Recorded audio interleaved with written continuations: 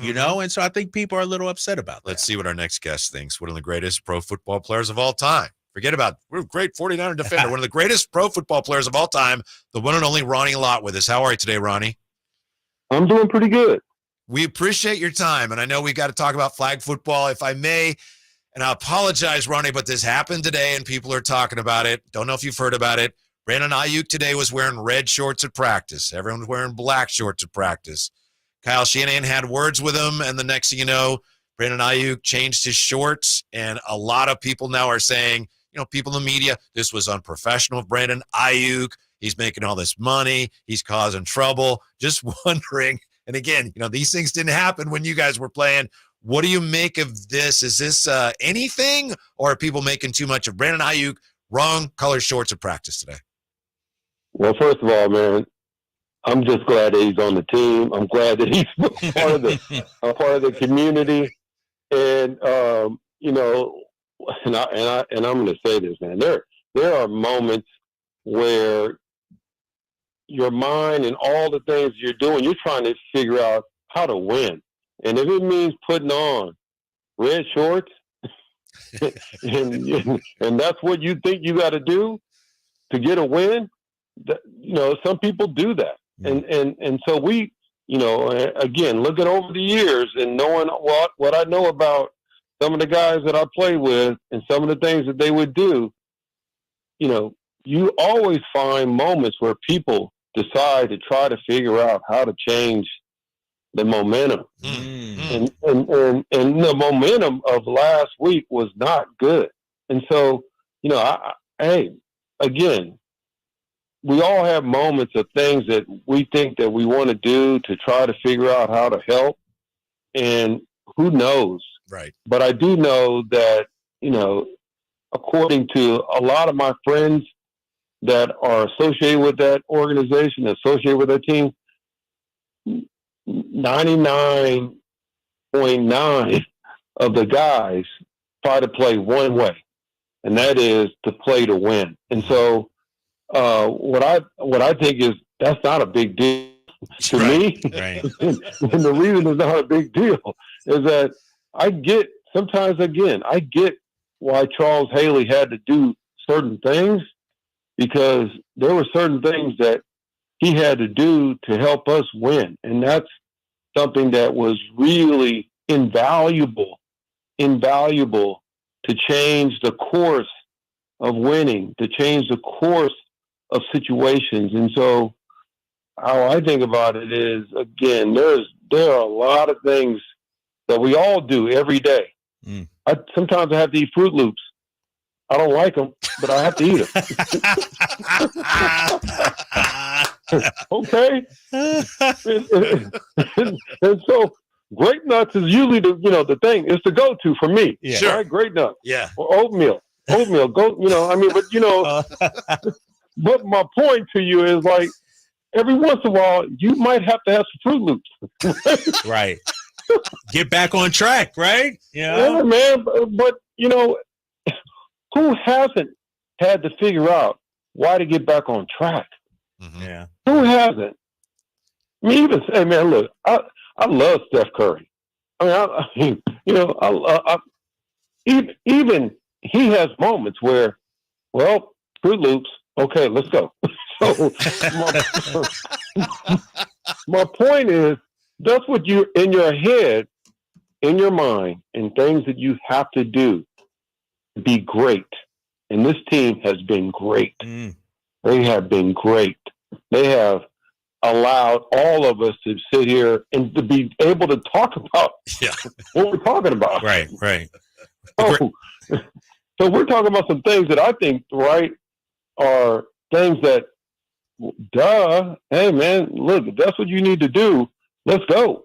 But if Joe had to put a leprechaun in his shoe, let's go. Whatever it takes.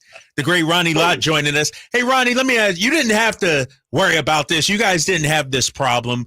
But, in the NFL now, especially NFC, making it to a Super Bowl again after losing one, you didn't have to deal with that. How difficult do you think that is, and how do you think that impacts a team like the Niners this season? Yeah. Losing to the Giants in a championship game is the same. It's kind of the same thing of being in the Super Bowl because you're one game away from it. Matter of fact, it might be worse. But the point is that it's sour, it's tough, and most people would tell you that when you have that kind of taste in your mouth, it stays with you forever. I mean, I feel again. That's kind of one of the reasons why I might taste a Fruit Loops because it's still it tastes bad. The point I'm making is like you never forget things like that, and the reason you never forget losing like that, it's who wants to remember and celebrate the wins? I mean, I love winning and I love all of it, but I don't really savor that. But I do, I have some moments where if I do think about, the game and I think about it, the tough losses in life, man, are, so compelling because there were so many things that could have happened that could have put us in a different position. And, so that's kind of why, and that's kind of how I think people, with that organization, and Jed thinks that way. I think Tina thinks that way. I think there are a number of people that I know that are associated with that organization. They're constantly thinking and tinkering and trying to find ways to keep everybody elevated at a high level because, winning is, it does smell like Wheaties. So I have to go to another breakfast. But yeah, hey man, I like some Wheaties now, and I can tell you, the breakfast of champions. That is, what you play for. I mean, and everybody, and we all. I mean, I'm laughing about it, but I can tell you, I can smell Wheaties, and I can tell you, there is nothing better. Nothing better. Ronnie, I remember talking to you years ago, and you shared with us that every night before the Super Bowl, of course, you had many opportunities. Do I remember this right? You had to have your bowl of ice cream the night before the Super Bowl. Yeah? Is that true? Yep. Yeah. Yep. And the reason why, again, because it's all of the things that you have to do to find a way to get over the hump. And there are reasons why you savor the moment of the vanilla ice cream experience because it does reflect a lot of things that you've had to do all your life. And I'm still, trying to do things that are, impossible things because that's what I want to do. But and every once in a while, I do have to pull out that bowl of ice cream, that vanilla, ice cream, and pull it out and reflect on the fact that, hey, I want to make this. I want to find a way to get this done. I want to try to do that. And that's, that's part of, living. That's part of, celebrating. That's part of, trying to do more than you can. And I think a lot of it too starts with, hey, I mean, in my case, just the fact that my dad in the military and I used to come to Sacramento when I remember coming to Sacramento when I was like 15 years old and my, remember visiting the bases, the Air Force bases there and visiting those places and my, my godfather, Chuck Young, I used to come visit him and we used to start talking ball and we'd talk about all kinds of things. And the great thing about talking ball with him is that he loved he loved the Cardinals. and he would we get in these arguments and the point that I'm making is he loved certain things to the point where it made me understand how to love certain things in life. And I think we all have to learn how to win and lose. And again, I don't know what he was, who knows why he put red on, but clearly there was, something inside that said, hey, now the question is, is he trying to hurt somebody or do something? No, knowing what I know about him, hey man, he's a baller. Mm-hmm. He loves playing. He loves going and playing and doing his thing. And so, that's the great thing. Some people, some people that I played with, they do have moments where, things go a different way. They think that they got to do something different. And, hey, that's why, every once in a while I'm like, I used to sit there sometimes and you're constantly trying to figure out how to change your momentum in life. And it's something that I think a lot of people don't pay attention to, but some people do pay attention to it. And I hope I hope for him, he was just trying to have whatever, but I'm not going to, I don't know why this is a big deal. It's not, it shouldn't. It's my co-host bringing that stuff up, Whitey. Ronnie, it's my co-host want to dwell on these things. I do want to ask you, though, when you watch football today, what's the thing that stand out to you, the difference from when you played? Is it that defenses aren't really allowed to be physical anymore? What do you see out there? Is it that you can't tackle anybody anymore by rule? Hey, man, look, first of all, I don't know about you guys, but when I watch the game, I'm still watching the game. Maybe not like they played when we played, because there were certain things, there's certain rules, and I know those rules because of the fact that some of the rules that are put in, with John Madden, and, God bless his soul, what he did for the game of football. Mm-hmm. But those rules are put in for a lot of reasons. But I can tell you, hey man, I would not want to get hit by Fred Warner. I don't care how he tackles him. And what I'm trying to say is that he that guy, and the way he practices, and Tafanga and those guys that like that, Tafanga, man, these guys, they know how to bring it. And so, yeah, the game is still physical. I mean, that's anybody that thinks the game is soft or these guys are not tough. It's a physical game, and I think that's what I love about watching it. And then the other thing that I love watching the game is, I love when you see perfection. I love when you see a play that Kyle dials up and you're watching perfection, or you see when a blitz is dialed up and you're going, oh man, boom. And you're looking at that blitz and you're like loving that blitz because it's happening. So those kind of elements, you never get away from enjoying and watching people make, great plays, great things happen on the field. And we have a lot of guys on the 49ers that are exceptional players. And how lucky are we that here in the Bay Area, man, you get to, I mean, we've seen a lot of great players and a lot of great people. So it's cool. Absolutely. Ronnie Lott with us. Ronnie, I know, and I apologize because I don't have a lot of details on this, but I know you have something going on in Tracy with flag football this Sunday. What can you tell us about that event coming up?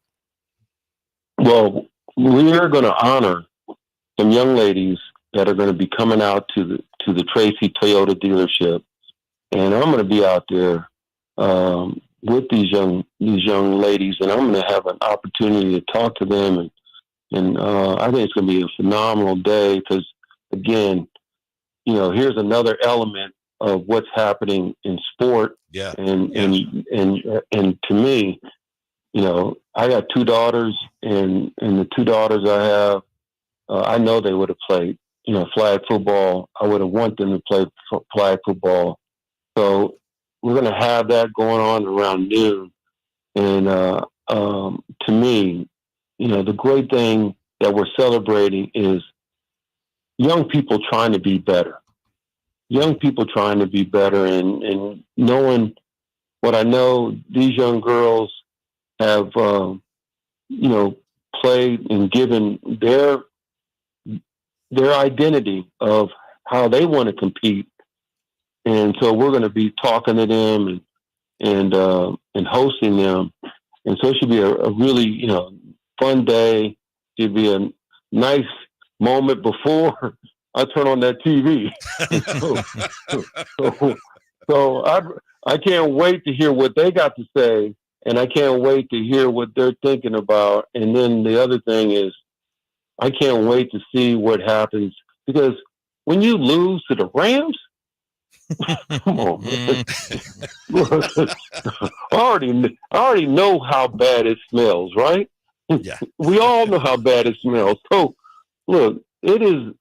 That's why he might have, he might have lost it, because losing to that team the way that they did, it's tough, man. Sports is tough, and mentally it takes you through things. And these young ladies are learning that. They're going to learn that, and they're going to, and Steve Young has his daughter that plays flag football, and he talks about what she's learned and what she's been able to accomplish, all the great attributes that she has been able to learn from him and learn from him coaching the team. And so, here we are at Tracy Toyota. We're going to have an opportunity to have these young ladies, and I will, I'm going to be there, and it should be a fun hour, and then like I said, we got to turn that game on, and we'll I'm going to hustle back and try to get to the stadium and watch some of the second, hopefully some of it, because football is, man, it's been in my blood for a long time. Yeah. Yeah. Great. Ronnie Lott joining us here on The Drive, guys. Hey, Ronnie, you talked about the squad's loss to the Rams. What was a team or a player that no matter what, we ain't losing to them? Was it Dallas? Was it, the Giants? When you were playing, who's the one guy you definitely wanted to beat every time you stepped on the field? Look, man, it's easy to go to Eric Dickerson, because Eric was a great competitor, Hall of Famer, amazing athlete, tough guy to bring down. And, there are moments where Eric, if I still see, we bumping each other, and he goes, "Hey, remember that time I got you?" I'm like, "Yeah, I remember." So that, again, that's what I love about, it. The respect factor of those kind of moments, there are, you tip your hat. You tip your hat for all the greatness that he had, and you tip your hat because those are the moments that you can't wait. Any player that's played against, any great player has said, "Oh, I can't wait to see if I can measure up. If I want to measure up." And sometimes you just can't measure up. Sometimes you're sitting there and you're left there with a bag of popcorn, right? And so I know what that feeling feels like when you're sitting there with a bag of popcorn and you don't feel good, and he ran you over. Yeah, I mean, but you got to get back up the next play and get back in the game and find a way to come back, and so hey, don't worry. He's had a share of me too. So that's what I know, and that's kind of how you compete, and that's what makes that's why the Kings. I can't wait to watch them, man. You come on, and then you can't wait to watch them, because they got some guys on their team that, hey, they'll show up and they want to let people know that, hey, we're here. Yeah, we're legit. This is for real, Ronnie. And so yeah, that's great. We'll let you go on this one. We've taken up too much of your time. I won't tell you who. One of your teammates, a longtime teammate, he was on this show about a year ago, and he said, and Kyle Draper didn't like it. He said that in some ways, he said Brock reminds him of Joe Montana. He didn't say he's as good as Joe Montana or better. And I've seen that too. And again, Joe Montana may be the greatest quarterback of all time. Brock Purdy is not. But in some ways, I see that. As I say, one of your teammates said that. And my partner over here is Ronnie. He's an Eagles fan, and he doesn't want to hear about that.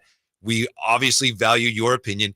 In any way, does Brock remind you of number 16? Let me explain to you. And this is a really simple thing. I don't like Notre Dame, but I love that dude. Okay, and what I'm trying to get you to see is that the reason that I love him, and the reason that he is one of the greatest of all time, because he can do anything and everything that Steph Curry could do and more. Yeah. And my point to you is that he did that, and he created that environment. We have not seen anyone create that environment. I mean, I love Brock. He doesn't smell that way. Mm-hmm. He doesn't even, the cologne that he has doesn't smell like that. Mm-hmm. Okay. And so my point to you is to get to where Joe, I'm like sitting there going, man, that's a long journey to get to Joe. Yeah. And the reason it's a long journey to get to Joe, man, is like, whew, man. I'm getting excited because there were moments where I played against him. I'm like, hey, man, he completed freaking 14 passes in a row in the second half against us when I was at SC. And I'm sitting there going, we got four defensive backs that are going into the NFL, and we can't shut him down. And so I live with that moment. And by the way, I mean Brock's great, but I mean he ain't that. All right. That's okay. That's not, and it's not a put down. No, of course. He's not Robin. Yeah. It's not he's just not Robin Hood. It was Jesse Sapolu who's the one who told us that. Oh no, but I get Jesse. Yeah. And I get why Jesse said it, but the really, I mean, that's like me sitting here trying to, say somebody's going to be the next, Steph Curry. It's Rick Barry, maybe. Rick Barry, maybe. But my point is, like, it's not even they shouldn't. You can't put that in the same sentence. It's not even there. It's not. It's. Yeah. We hope. You would like to think that, but I'm even when I think about it, it's hard to imagine. It's hard to imagine that could possibly be that. And look, and again, Tom Brady is phenomenal. I mean, he grew up, here in this area. But if you wanted me to pick one of the two, I'm 16, man. Because the difference is, it's not about this one. It's not about who's better. It's about if I had to pick somebody to hit the frickin' arrow, to hit Jerry right in that frickin' hands, and it's like, it's one of those John Taylor moments where you that's the last play and you got to make it happen. That's the hardest part of being in that environment, that kind of pressure. Those type of moments in life, man, are really hard to. That's why when Steph Curry shot that ball in the Olympics, there is not everybody's like, oh, that's it. Because as a basketball fan, I'm so used to seeing that it went in. It wasn't like, oh, I'm guessing. And that's Joe. Playing against people, when you play against them and you go, you can't stop them. those kind of things are really, fundamentally, they're mentally tougher than you think. And what I mean by that is certain situations in life, man, you play against certain guys. I mean, and the A's, we can go down the list of, certain guys that play for certain teams at certain moments. And they used to bring all of that. Willie Mays brought all of that, right? And so, we can go down the list of those kind of people that just showed up when they had to show up, and they did it for a long time, and we all admire it. And we're gonna, now Brock, will he eventually get there? Whew. And man, Mount Rushmore that's a tall mountain. That's Ronnie Lott. He'll be at Tracy Toyota on Sunday. Ronnie, thank you so much for your time. We hope to see you at a Kings game soon. Enjoy the game this weekend. All right, man. Thank you. All right, Take Ronnie. care. All right, baby. Ronnie Lott took us to, Fruit Loops. I know, right? Ice cream. Yeah. We're hungry now, huh? Yeah. Yeah. No, it's great Ronnie to have Lott. him on. Yep. Yeah. Sounds like he agrees with you on Joe Montana. Exactly. I mean, come on now. Don't even mention it in the same sentence as Joe Montana. We got Drape Steaks coming up. Yeah, we got to get the picks too sometime. Now, I'm about to go 16-0 or whatever it is this week. Yeah. I got Drape Steaks. Yeah, Drape Steaks on the Kings' new League Pass ranking. Yeah, I'm not too happy with it. All right. That's coming up next on Sactown Sports.